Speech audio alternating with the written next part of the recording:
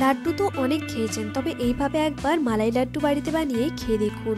এর স্বাদ কিন্তু আপনাদের মুখে লেগে থাকবে। খুব কম সময়ে এবং কম উপকরণ দিয়ে খুব সহজে বাড়িতেই বানিয়ে ফেলতে পারবেন মালাই লাড্ডু। তার জন্য প্রথমেই 1 লিটার প্যাকেট দুধ নিয়ে নিন, চাইলে গরুর দুধও নিতে পারেন। এবার গ্যাসের ফ্লেম হাই করে দুধটাকে ভালো করে জাল দিয়ে নিতে হবে। আর খেয়াল রাখবেন একটা হাতা দিয়ে কিন্তু দুধটাকে এইভাবে নাড়িয়ে চাড়িয়ে নিতে হবে, নাহলে তলাটা লেগে যেতে পারে। এবার গ্যাসের ফ্লেম অফ করে জল আর ভিনিগারের মিশ্রণ দিয়ে দুধটাকে কেটে ছানায় পরিণত করে নিতে হবে। আর অবশ্যই একটা হাতা দিয়ে দুধটাকে খুব হালকা হাতে এইভাবে নাড়াচাড়া করতে থাকবেন, দেখবেন দুধটা সুন্দর কেটে ছানা হয়ে গেছে। আর এই প্রসেসে ছানাটা কাটানোর ফলে দেখবেন ছানাটা কিন্তু অনেক গুণ সফট হচ্ছে। আর ছানার কুকিং প্রসেসটা যাতে বন্ধ হয়ে যায়, চাইলে এই স্টেজে জল দিতে পারেন, অথবা একটা বাটিতে কটনের কাপড় বিছিয়ে ছানাটাকে ওই বাটিতে ট্রান্সফার করে নিন। ঠিক এইভাবে সমস্ত ছানাটাকে ওই বাটির মধ্যে ট্রান্সফার করার পর এবার রুম টেম্পারেচারে রাখা জল দিয়ে ভালো করে ছানাটাকে ধুয়ে ফেলতে হবে। এই প্রসেসটা করার ফলে দেখবেন ছানাটা কিন্তু সফট হচ্ছে, আর ছানার যে কুকিং প্রসেসটা থাকবে সেটা বন্ধ হয়ে যাবে। এর ফলে ছানাটা হার্ড হওয়ার কোনো চান্স থাকবে না। একটা স্পুন দিয়ে ছানাটাকে ভালো করে উল্টে পাল্টে ধুয়ে ফেলুন।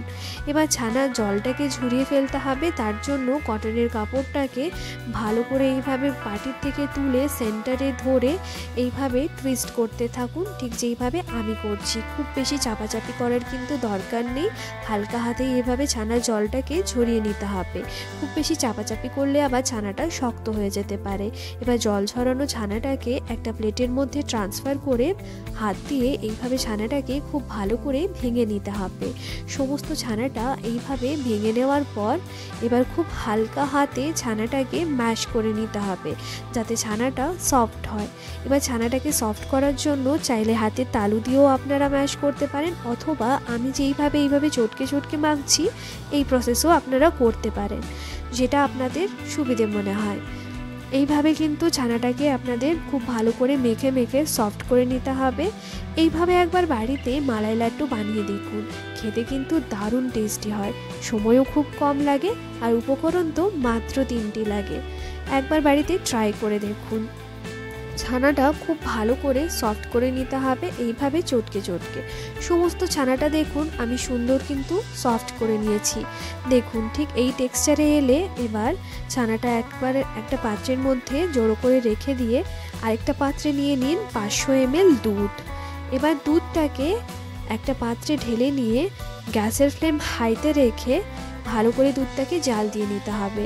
এই দুধটাকে আমরা ক্ষীর হওয়া পর্যন্ত ভালো করে জাল দিয়ে নেব। দেখুন দুধটা কিন্তু সুন্দর ক্ষীর হয়ে এসছে। ঠিক এই স্টেজে গ্যাসের ফ্লেম লোতে রেখে এবার ছানাটাকে হাত দিয়ে ভেঙে ভেঙে এই দুধের মধ্যে দিয়ে দিতে হবে। ছানাটাকে দেওয়ার পর দিয়ে দিন স্বাদ মতো চিনি, আর দিন পরিমাণ মতো একটু গোলাপ জল। চাইলে আপনারা এখানে এলাচের গুঁড়োও দিতে পারেন। এলাচ গুঁড়ো দিলে কিন্তু দারুণ টেস্ট লাগবে। আমার কাছে যেহেতু ছিল না তাই আমি গোলাপ জলই দিয়েছি। এবার ভালো করে মিশিয়ে ফেলুন সবকটা উপকরণকে। খুব ভালো করে কিন্তু মিশিয়ে ফেলতে হবে গ্যাসের ফ্লেম লোতে রেখে। এবার ভালো করে মেশানোর পর গ্যাসের ফ্লেম হাইতে রেখে ভালো করে কিন্তু এই দুধটা টানানো পর্যন্ত এইভাবে জাল দিয়ে নিতে হবে। দেখুন ঠিক এইরকম একটা টেক্সচার যখন আসবে তখনই গ্যাসের ফ্লেম অফ করে এবার এই মিশ্রণটাকে একটা প্লেটের মধ্যে নামিয়ে নিন।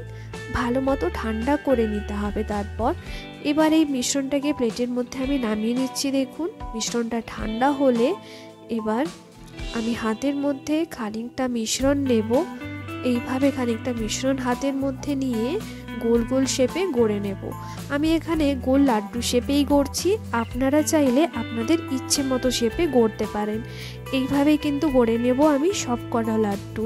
সমস্ত লাড্ডুটা এইভাবে গড়ে নেওয়ার পর একটা বাটিতে আমি খানিকটা জল আর কেশর মিলিয়ে ভিজিয়ে রেখেছিলাম।